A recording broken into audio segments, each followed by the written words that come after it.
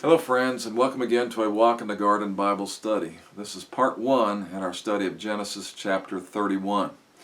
And if you recall from our last lesson, we've been looking at the dealings between Jacob and his uncle Laban. And we saw where they had made an agreement. You know, Jacob had been threatening to leave the country and go back to his homeland because he really hadn't been treated very good by his uncle. I mean, he'd worked for him for all these many years, and he just couldn't get ahead because Laban kept undermining him and kept swinging things to make sure he had the advantage, to make sure he would gain the increase, that he would gain the wealth. And basically he was just taking advantage of Jacob for being his son-in-law. And so we saw where it said that he even changed his wages 10 times. And so Jacob was just basically had enough. I mean, he was ready to go. And as a result of that, Laban was very concerned because he admitted that he had been blessed because of Jacob's sake, that the Lord had blessed him with all this increase. And Jacob even pointed that out.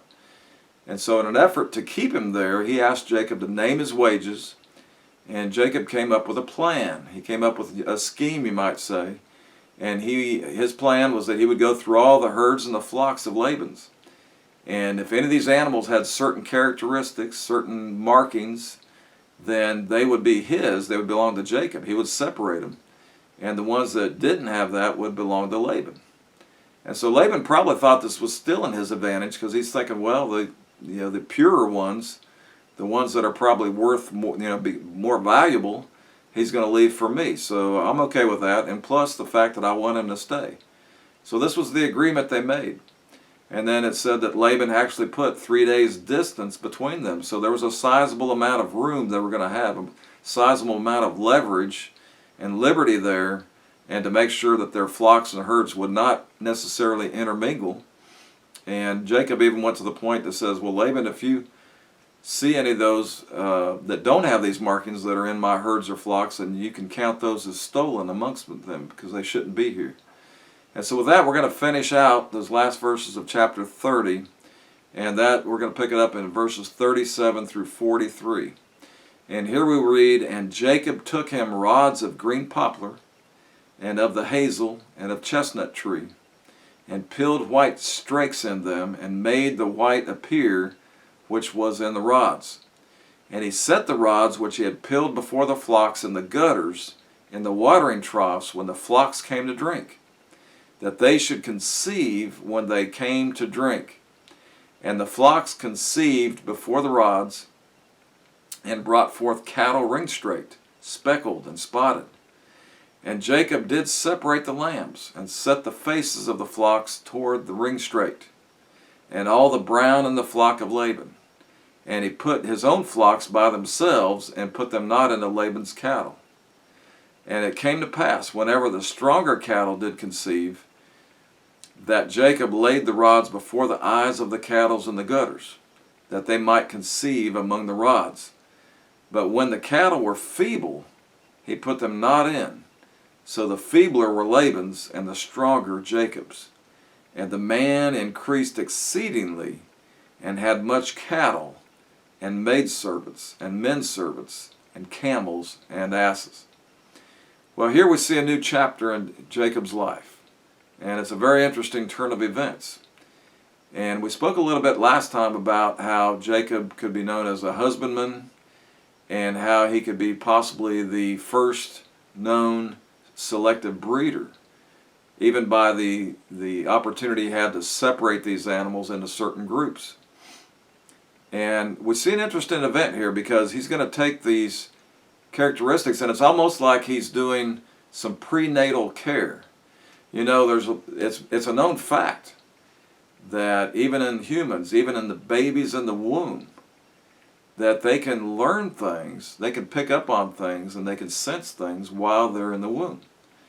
And sometimes it's even been known that it'll affect them to where they'll have certain possibly abilities or even more talents after they're born, or maybe certain characteristics as a result of, if you want to call it that, training or the education that they received while they were in the womb.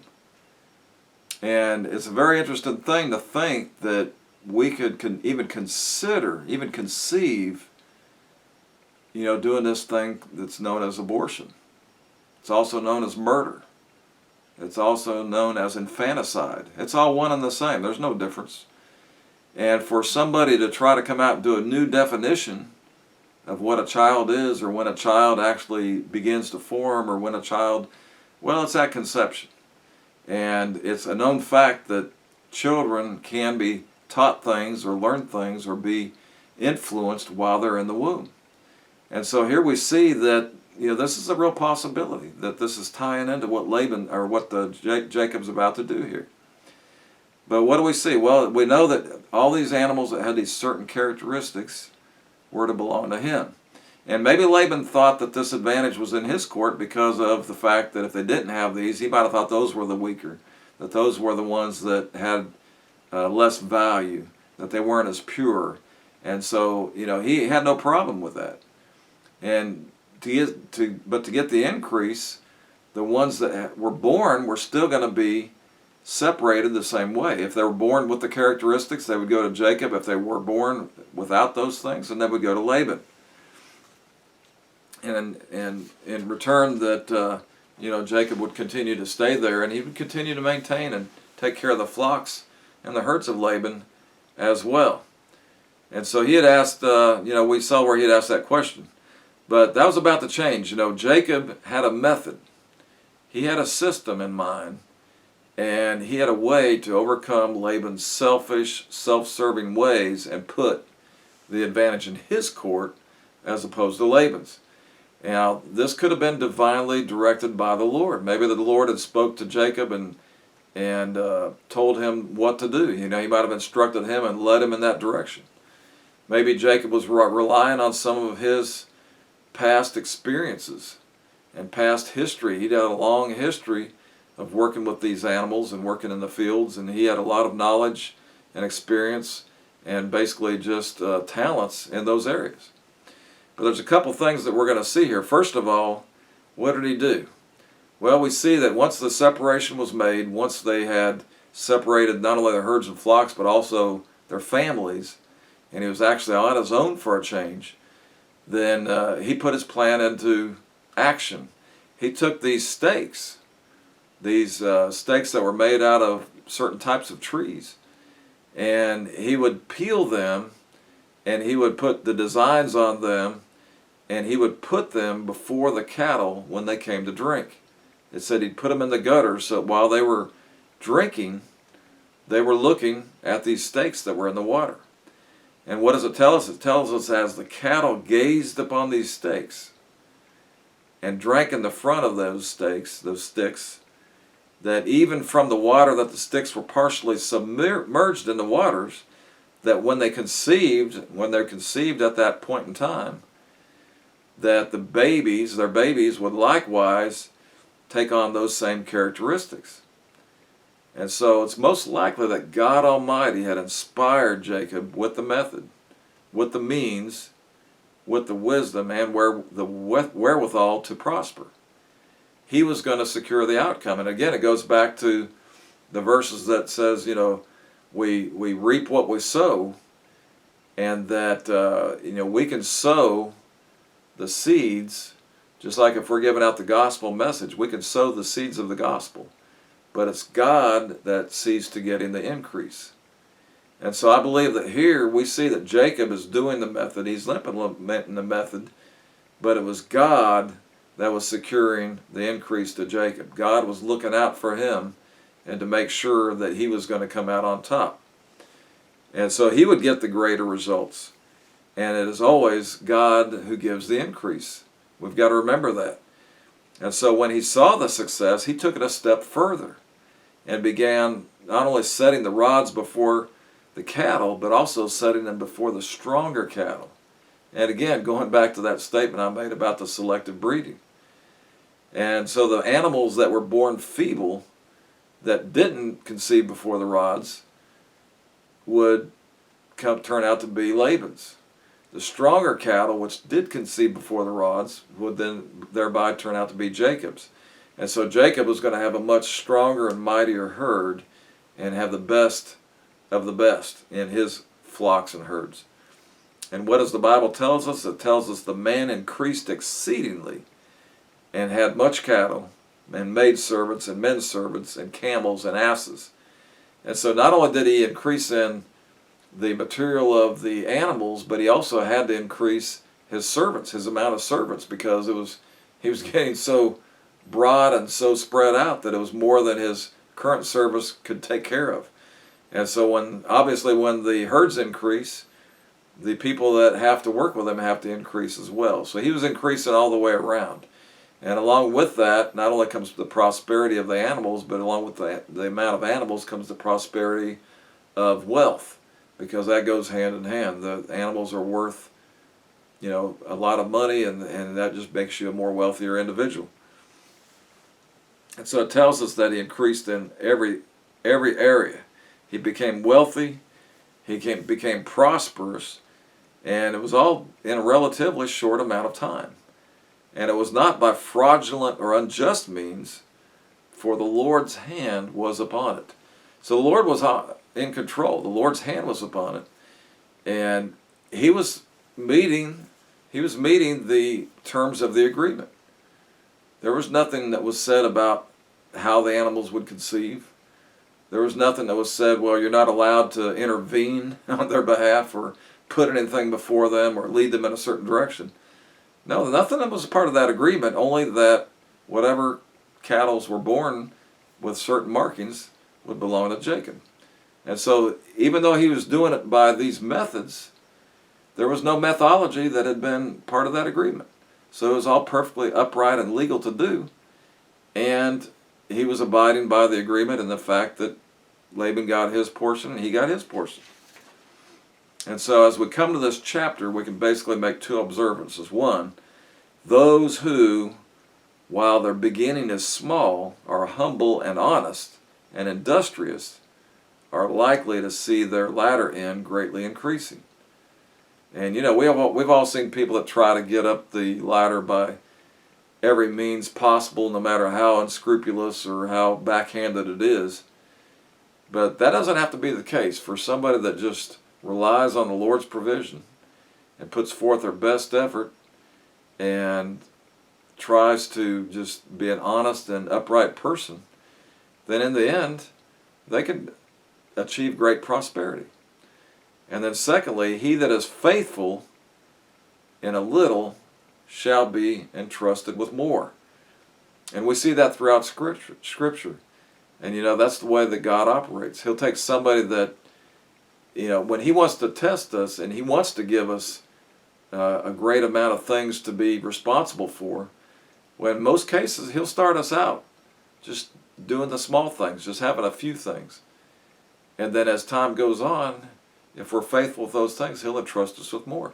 And we see that even in our work environment. We can see that maybe it doesn't hold true so much anymore like it used to.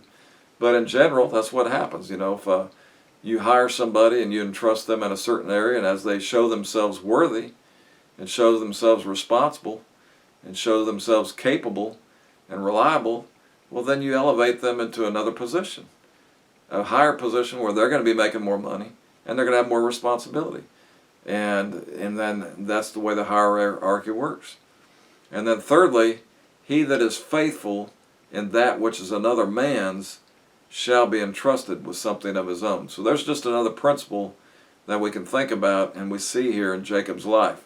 Well, with that, we're going to pick it up in chapter 31, and we're going to pick it up in these first 11 verses. Well, actually, the first 16 verses. So let's go ahead and read through this portion of the Scripture, and then we'll get into it.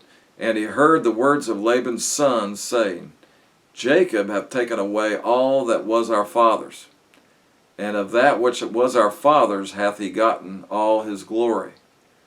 And Jacob beheld the countenance of Laban, and behold, it was not toward him as before. And the Lord said unto Jacob, Return unto the land of thy fathers, and to thy kindred, and I will be with thee. And Jacob sent and called Rachel and Leah unto the field unto the flock. And he said unto them, I see your father's countenance, that is not toward me as before, but the God of my father hath been with me. And ye know that with all my power I have served your father. And your father hath deceived me, and changed my wages 10 times, but God suffered him not to hurt me. If he said thus, the speckled shall be thy wages, then all the cattle bear speckled. And if he said thus, the ringstraked shall be thy hire, then bear all the cattle ringstraked. Thus God hath taken away the cattle of your father, and given them to me.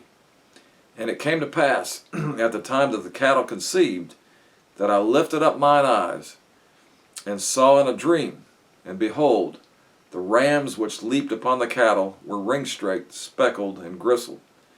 And the angel of God spake unto me in a dream, saying, Jacob. And I said, Here am I. And he said, Lift up now thine eyes, and see, all the rams which leap upon the cattle are ringstraked, speckled, and gristled.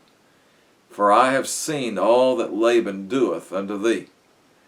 I am the God of Bethel, where thou anointest the pillar, and where thou vowedest a vow unto me. Now arise, get thee out from this land, and return unto the land of thy kindred. And Rachel and Leah answered and said unto him, Is there yet any portion or inheritance for us in our father's house? Are we not counted of him strangers? For he hath sold us, and hath quite devoured also our money, for all the riches which God hath taken from our father, that is ours, and our children's. Now then, whatsoever God hath said unto thee, do. Well, we've seen formerly how Jacob's wealth and status has increased, has greatly increased. And he had divine intervention from the Lord that allowed him to gain the majority and the best of Laban's herds and flocks. And we're told the reasoning here. What is it? God says, For I have seen all that Laban doeth unto thee. So God monitors. I mean, God is monitoring their situation. And it didn't go unnoticed. It didn't go unheard or unseen.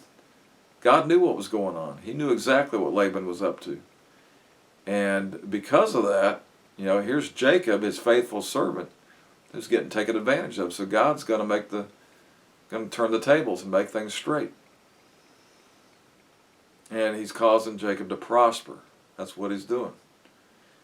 And we see that Laban, again, just to reiterate it, he's treated Jacob badly, unfairly.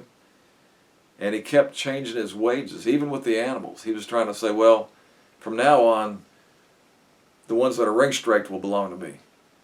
And then they would all turn out the other way. Right? So all the spotted belonged to me, and they would turn out the other way.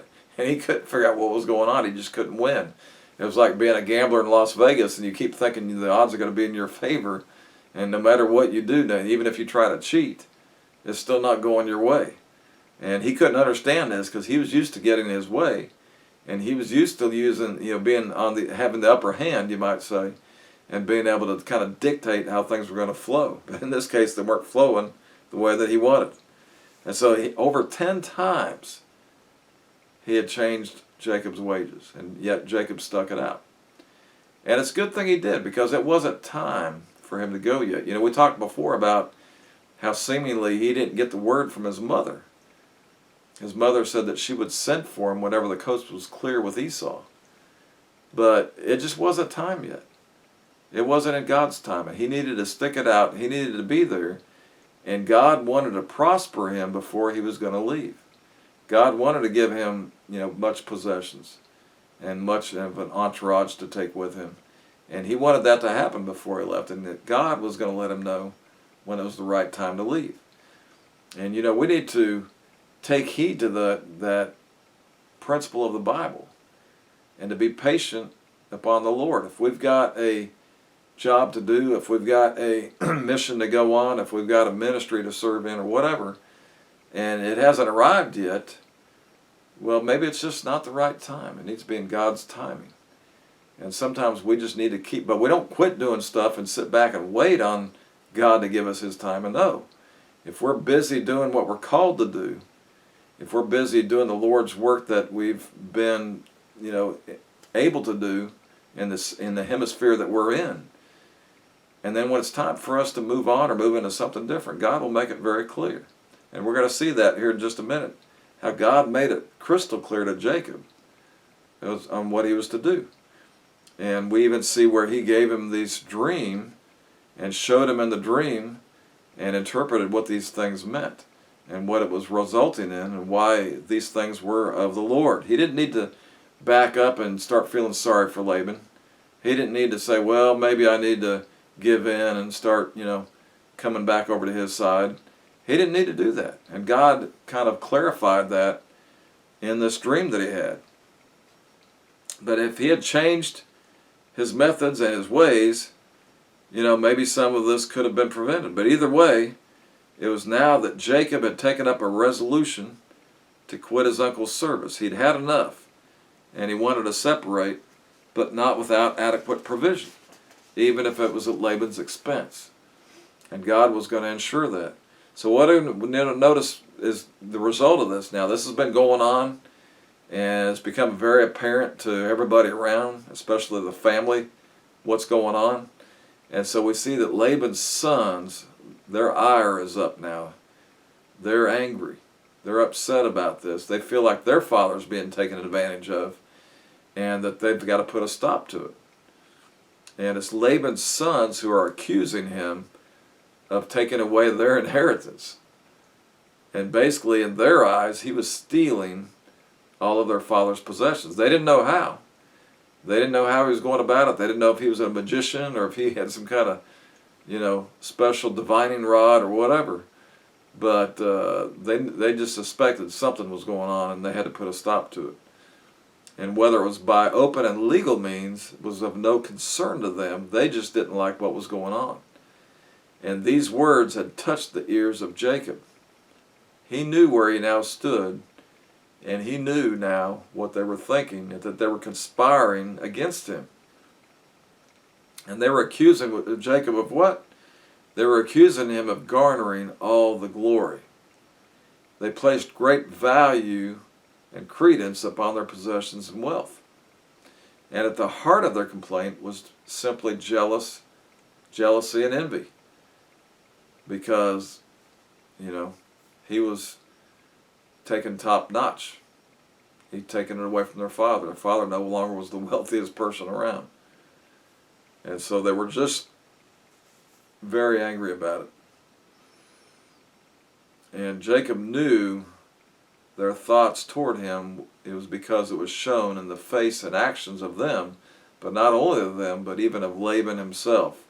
It says his countenance was not toward him as before. And you've seen people like that. If they have some ought against you, or they don't trust you about something, and it could be even a friend. It could be a lifelong friend or somebody you've known for a long time, and you see them every day. And then all of a sudden one day you go to meet with them, and they got this aura about them that isn't normal.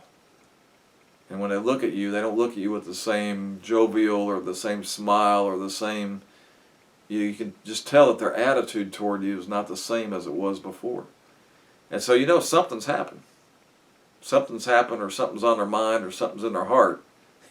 They've got aught toward you. Their countenance isn't the same.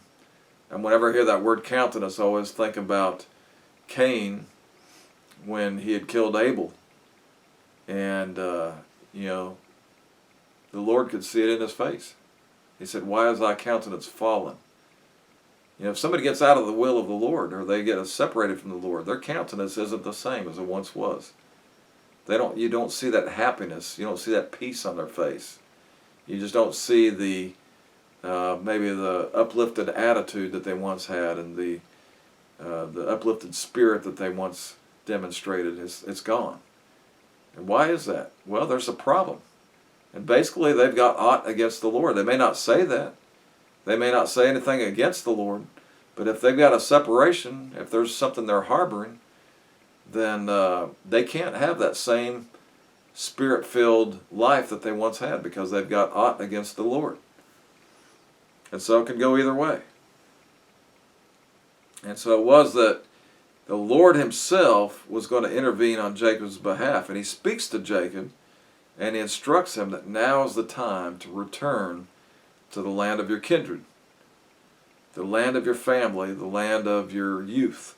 It's time. Now it's time to go back, Jacob. You've got enough, and obviously there's not going to be good relations any longer, between you and Laban. Things just aren't going to work if you try to stay here, no matter how you work it. And so it is time to leave.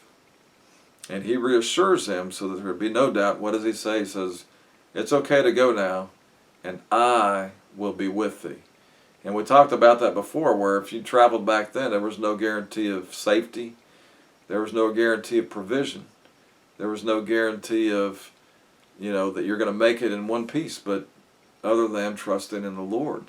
But when the Lord reassures him and says, I will be with thee, well, now he can go forth boldly with all confidence that without fear, because he knows the Lord is going to be with him. And it's interesting to see here that despite Jacob's hard times and the battles that he had endured with his uncle, that he would not now depart until the Lord had led him to do so. He would have to be nudged by divine revelation and divine direction before he'd make a move, and he would tarry there until he received God's divine guidance. But he could definitely see that Laban's countenance had been, most likely he was feeling kind of bad anyway, but now he'd definitely been influenced by his sons. And he no longer had a favored look upon his face.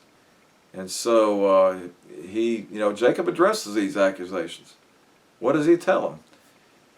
Well, he talks to these sons. He says, I see your father's countenance, that it's not toward me as before, but the God of my father has been with me. And you know that with all my power I have served your father. So they're trying to put the guilt trip on Jacob. They're trying to say that he's been unjust, that he's been underhanded. But he reminds them and says, look, you know the Lord's with me. The Lord's approval is upon me. So I'm not doing anything backhanded.